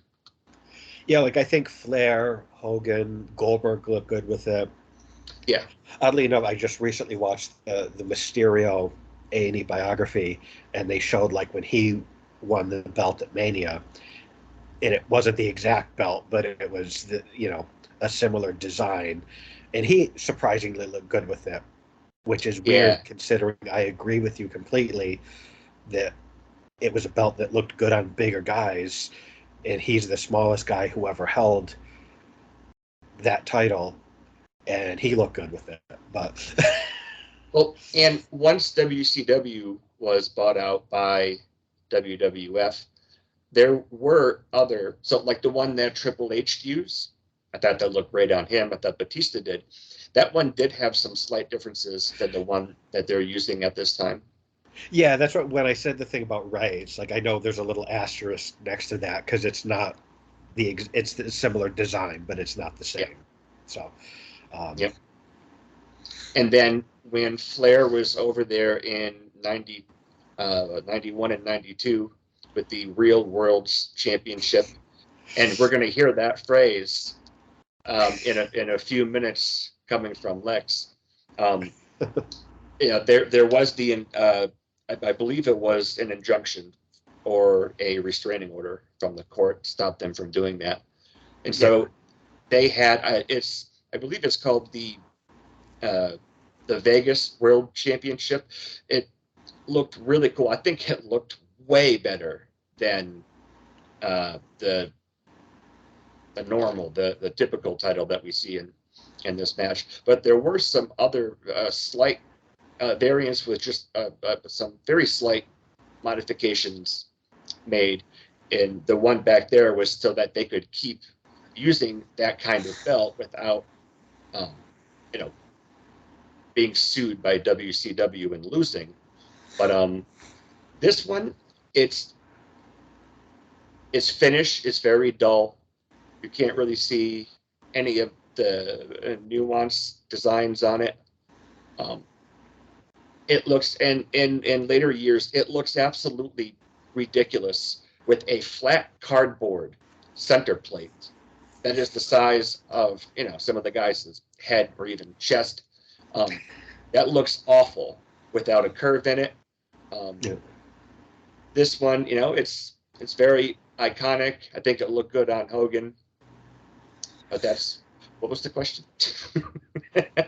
I just wondered your thoughts on it, because we're just talking Yeah. Hogan looking good with it when not a lot of people did. But yeah, I think some of the later designs made some slight changes that it was just much easier to look at. So the first thing that jumped out at me, the match gets going, and Heenan is on commentary putting over Bossman really strong, talking about his speed and his agility for a big guy, and just really, really putting him over as a credible threat to Hogan. And then Mongo cuts in, negates everything Heenan just said, and says that Bubba's just a brawler and that Hogan's an amazing technician. And I'm like, and then another thought jumped in my mind where it's like, is this where Pat McAfee learned to do commentary? Did he study Mongo? Just study tapes of Mongo? Like, that's how to do commentary.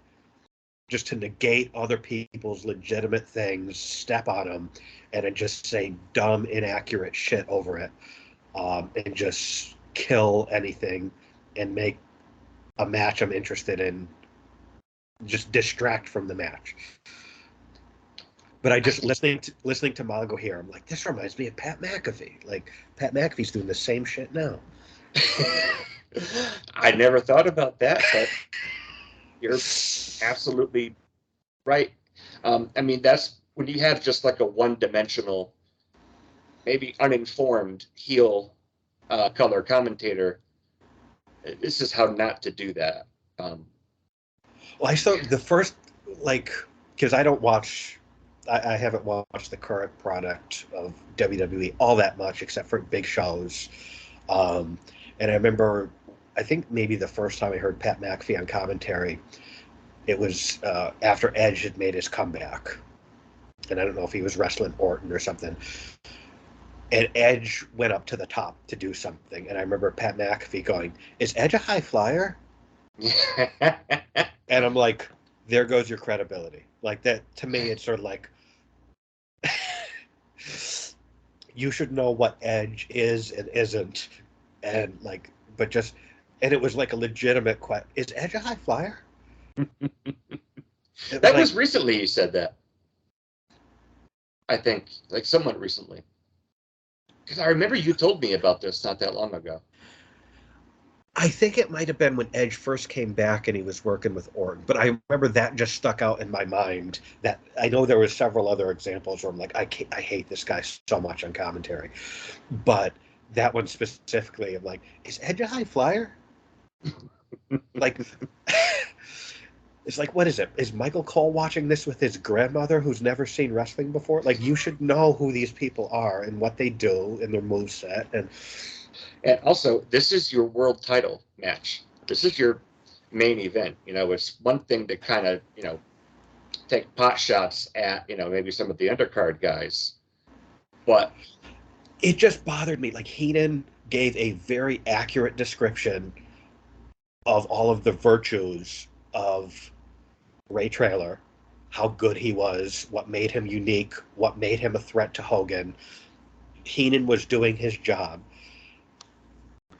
Mongo completely negated that. No, he's just a brawler, and Hogan is a fantastic technician. Neither of those things are true. Hogan is not a fantastic technician. There's a lot of great things about Hogan. His technical ability is not one of them. And Ray Traylor is not just a brawler. There's a lot more he brings to the table. It just bothered me.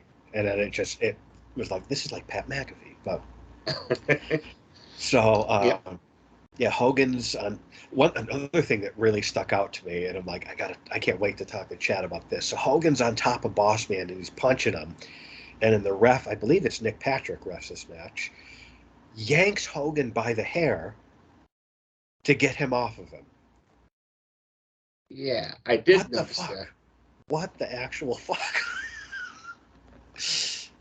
I don't know what that was meant to do. Yeah, the baby face is on top of the heel. He's getting a couple punches in. It's not excessive. He's not on top of him doing it for 20 minutes. It's a pretty common spot. And he physically grabs Hogan by the hair and yanks him off. It just stuck out to me like a sore thumb. Well, and maybe they were trying to establish that this is an edgier Hulk Hogan, or that Nick Patrick is going to be a bad referee with the NWO eventually. I don't think either of those things are true, but yeah, that seemed to. It's just like pop a hole right in the middle of the match and kind of let the air out. Well, then, not only was that, the way Hogan sold the hair pull, I've seen him lose championship matches where he didn't sell this as much as he sold for Nick Patrick with the hair pull.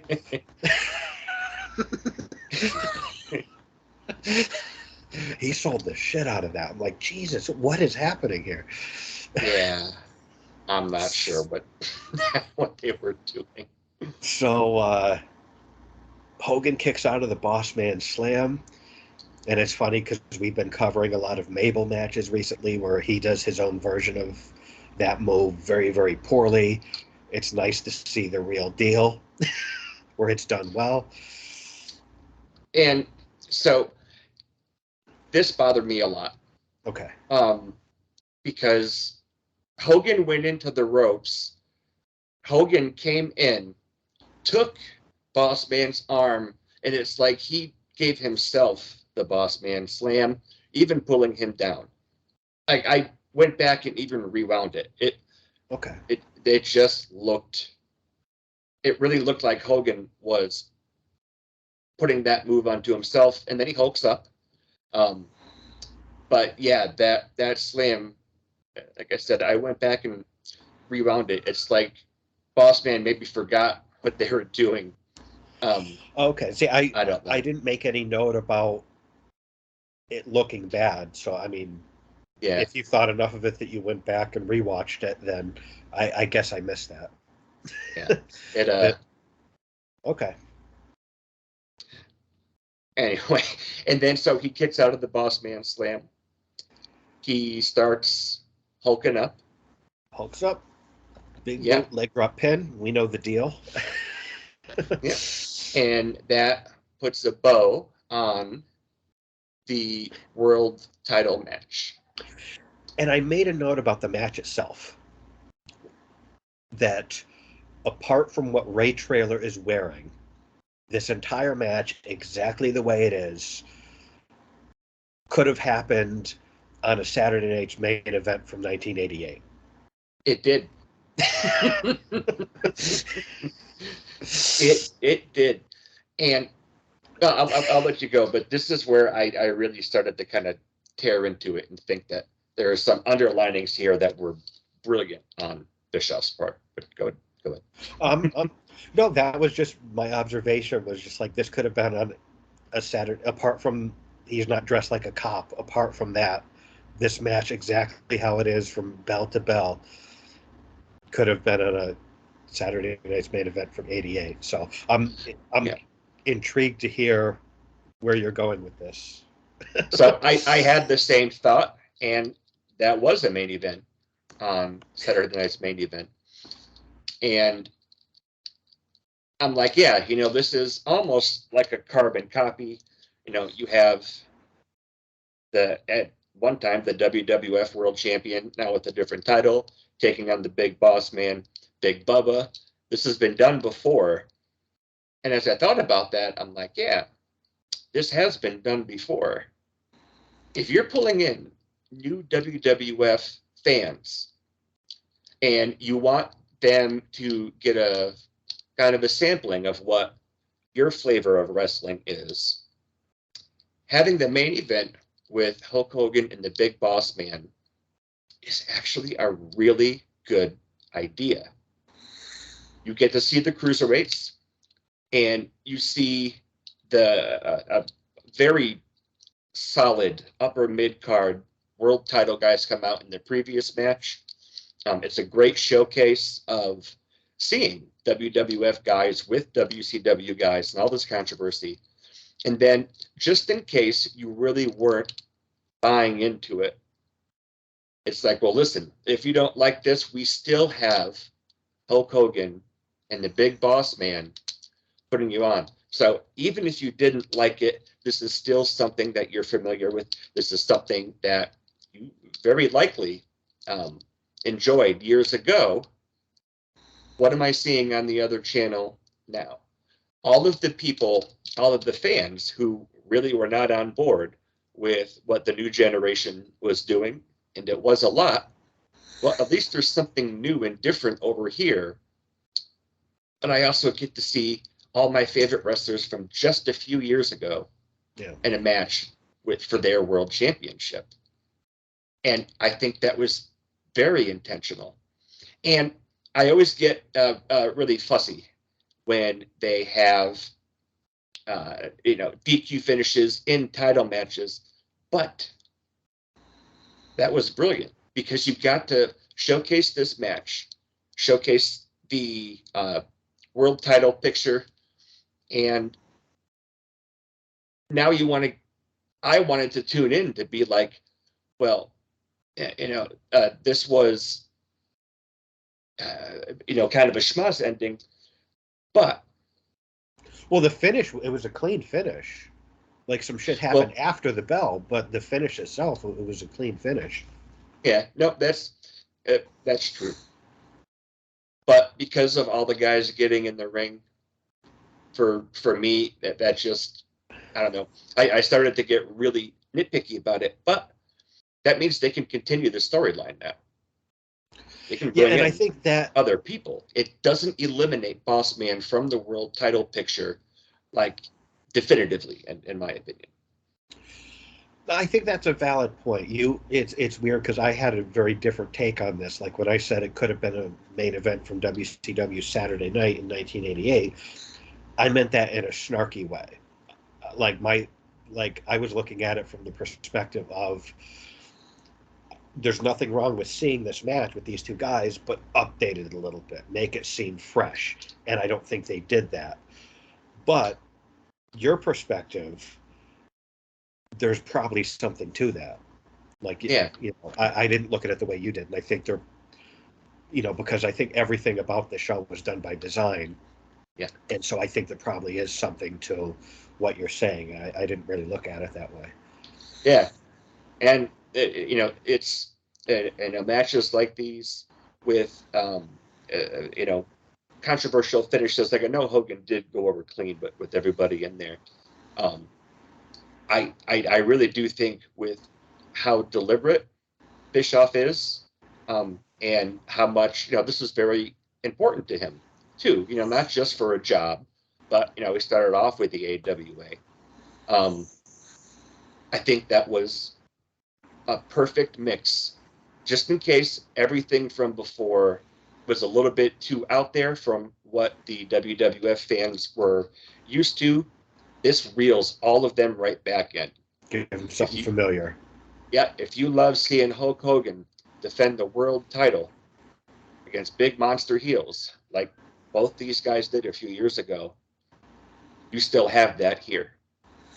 And for the time, I don't think Hogan was washed up or out of his prime. He'd been away from wrestling for a little bit, but this was maybe like the perfect time to put that out, and people would gravitate towards it and not think it's just the same old stuff. Instead of it being like a carbon copy, now this is something familiar. Yeah, I mean, I think you're onto something there. I looked at it differently, but yeah. Well, and maybe I'm just going down a rabbit hole, but I really thought that Bischoff was just right on, just very brilliant with every detail of this event, and I have to believe that. Maybe there were some other things that are some other ideas that went into planning the main event, but the more I thought about it and tried to put myself in the shoes of because I hadn't started watching WCW yet, but if I missed Hulk Hogan and Macho Man. And if I don't like casket matches anymore, this has a lot of familiar, a lot of new. It looked different, but was familiar at the same time. Yeah. Yeah. No, I think you're right. Awesome. So yeah, we get the pinfall, and then the Dungeon of Doom come out.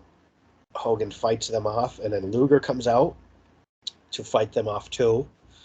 And then Lex and Hulk are back to back. They bump into each other, turn around, and they're like, "What is this? Are we going to throw down?" You know, whatever. Hogan says something about go. I know Go where back to where you came go from. back where you came from. Which, yeah. Yeah, there's a lot of meta in this too. Yeah, Sting and Savage come out to keep them apart. And I think kind of going back to what you were harping on, like, I think there's a lot of people that watch WCW for the first time this night. And yeah, for people that want the familiar, you've got Hogan, you've got Savage, you've got Mean Gene, you've got Heenan. But then if, you know, you might remember Flair. But then you also have, like, who's Jushin Liger? Who is Sting? You know, who's Scott Norton? yeah.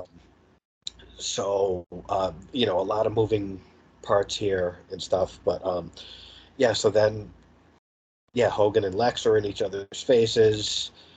Um, then they cut And to there, an ad for Fall Brawl at the War yes, Games, which War Games is a fun match. yes, it is. And War Games is sponsored by Muscular Dystrophy. Oh, excuse me, the Muscular Dystrophy Association.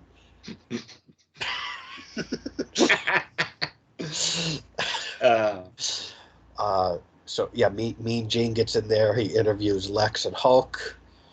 Uh, Lex cuts a good promo about how he's been where Hulk has been. He's beaten who Hulk has beaten. He's done playing with little boys, which good for him. yeah. He should be done with playing with little boys. That's not all right. He wants to play with big boys now.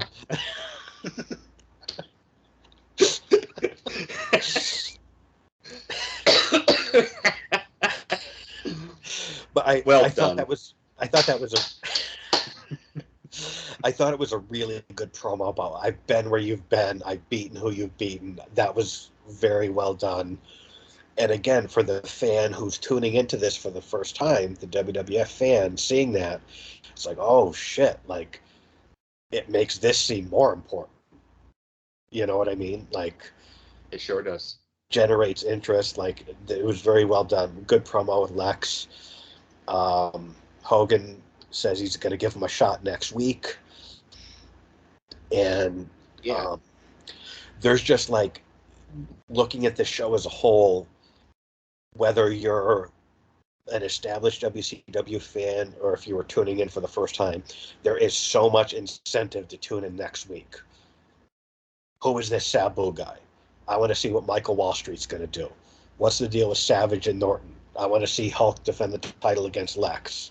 Like, yeah, their little back and forth in the ring was, I think, intentionally heavy-handed with yeah. all of the subtext in there. But it wasn't too insider, which yes, I think they could be criticized for later on. But at this point, it wasn't too insider where you had to be a avid dirt sheet reader to get the references, where like a casual fan could get these references and be intrigued by them. and not that there were a whole lot of shows back then, but they never acknowledged each other on TV like this. From everything, there was little things like Flair showing up with the big gold real world champion. That was kind of edgy. But then the thing with Wall Street, IRS, and Lex and Hogan. If I was a guy, like I said, if I was a WWF fan who just stick a doink and crush these guys with some of the more established stars taking shots right at that. It's like, wow, you didn't see that before. They didn't do that. Even bringing the WCW World Championship on the WWF, they never acknowledged what they were doing the way these two interviews just did. Yeah. And it was edgy, it was different. And like I said, like, it was not too insider. A casual fan could get what they're talking about, which I think is crucial, because you're playing to a casual audience. You don't want to get too insider where it goes over people's heads. Which is what I think Russo would start doing. Yeah. And WCW did a lot of it later on too. But at this point, I think the way this was executed was perfectly. And like I said, there's just so much. I almost watched the next episode just for my own pleasure, because this show got me so excited to see it. And It's like, I know we're not covering the second Nitro, but I want to watch it because I'm excited because this show did its job. So it was very, very effective here. I do want to say, I read something that I believe, something I had heard or read was that Lex was not the plan for that title match with Hogan. I believe it was initially Vader. Oh. And Vader, if you notice in the intro, Vader was shown in clips, like when there's the buildings and the flames and stuff like that. Vader was shown there. Vader never worked for WCW again because this was after the whole thing with Paul Orndorff.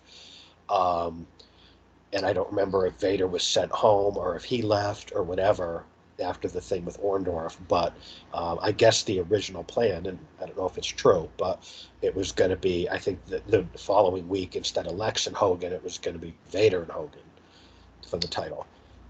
And I'd be interested in watching that right now. Yeah. Well, I mean, the rumor and innuendo is that Hogan didn't want to get in there with Vader and have Vader fucking take his head off. I don't know if that's true or not, but it's a valid concern. Vader had a reputation, and Hogan, had his.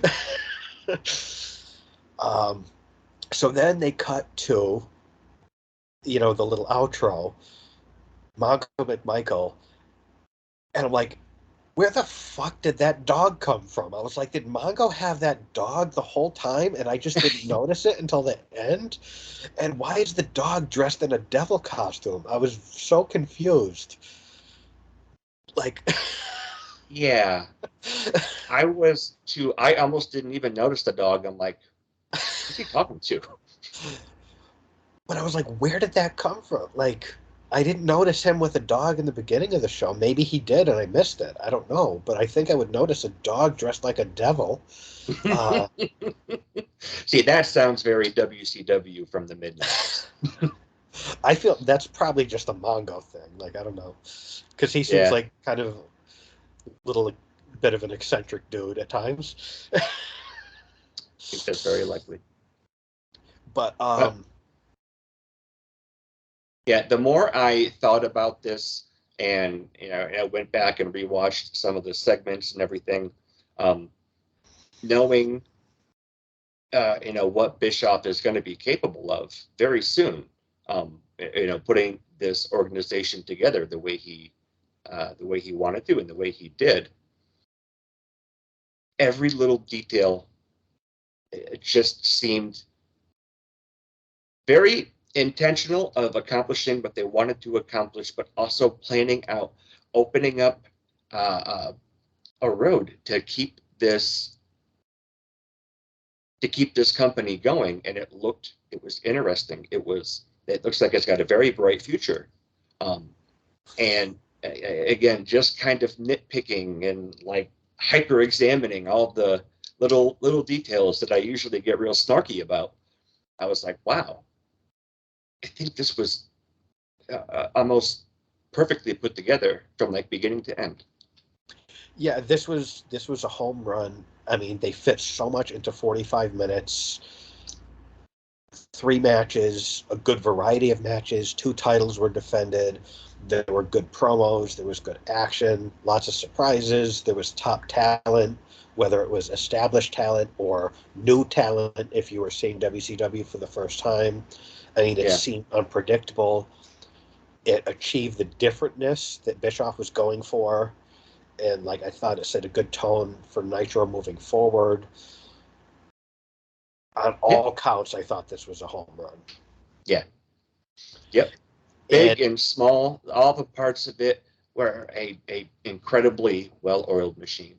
And the whole thing is, too, like, they did a really good job of, like, when I watched this, I was like, I want to watch Nitro next week.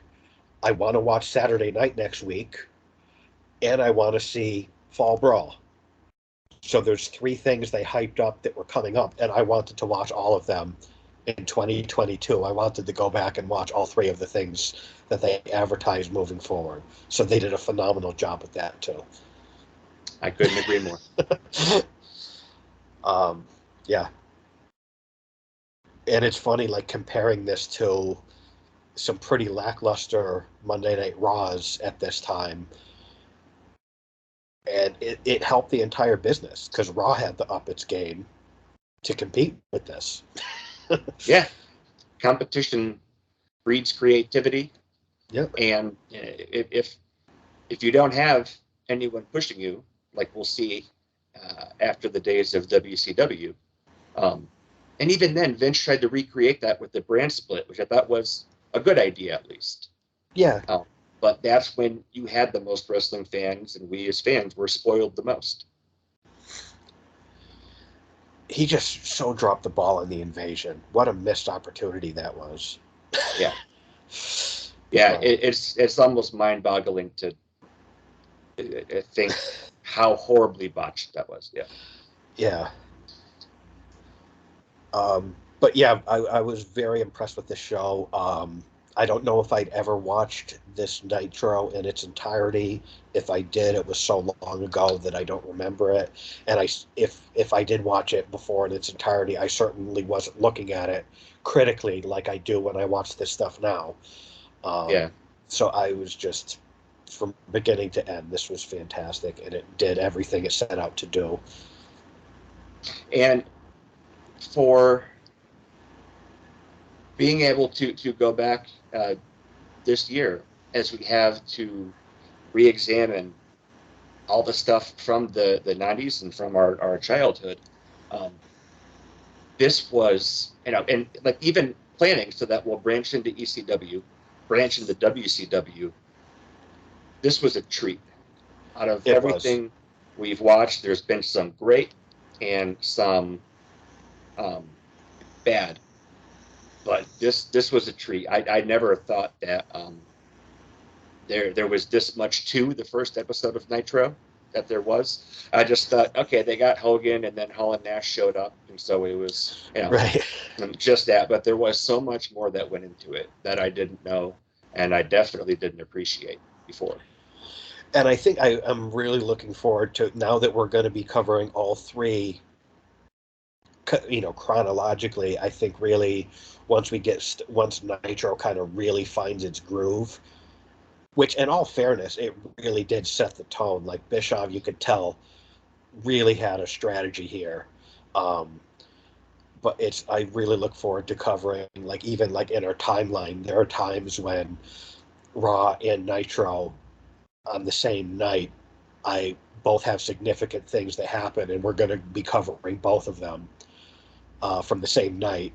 And I think it's going to be really exciting moving forward, because this is the Monday Night Wars. This show ushered in a whole new era of wrestling. Yep. That anyone who was there for it, it was a very special time. Yeah. Yeah, we were just really fortunate to kind of come of age ourselves as the company was doing the same thing. Yep. Yeah. All right. Match of the night. Sting and Flair. You? I think I probably liked Pillman and Liger. Yeah. Okay. Yeah. I don't think any of them were bad at all. No, and they all had a purpose on this show. For a 3-match show, they all had a purpose and stuff. But I just thought, like, just Sting and Flair, had chemistry. You know, everybody universally acknowledges Flair kind of made Sting, put him on the map, including Sting acknowledges that. Yeah. And I just thought, and it's probably also not an accident that Sting took almost all of that match. And so it's like, if you were a WWF fan and you're tuning in for the first time, you probably don't know Sting. And you maybe never heard of him. Or maybe you've heard of him but never seen him. And the fact that Sting looked like Superman here, that's sort of like, oh, wow, this guy's a big deal. I don't know him. Because you were talking about the familiar. And there's a lot of familiar here. If you're a WWF fan, Sting would be new.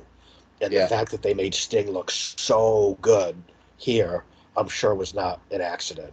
So it's sort of like, who is this Sting guy? This guy's awesome. I need to see more of him. Do you think again, comparing one to the other, you have Hogan and Warrior, are Flair and Sting, just on the face of it, the WCW counter to that, like for not necessarily stylistically, but just who the guys were in the company, what their spot was, and what the other guy was trying to do. I try to make that as vague as possible. I would say I think Flair and Sting were kind of more the Hogan and Savage of WCW. Because Savage had a longer tenure and was more respected. You know what I mean? So I would say, the number 1 and 2 guys of WWF, I think, would be Hogan and Savage, not Hogan and Warrior. Even though Warrior was the champ and Hogan put him over clean and all that. So I would compare it more to like Flair and Sting being the Hogan and Savage of WCW. Yeah. Moment of the night?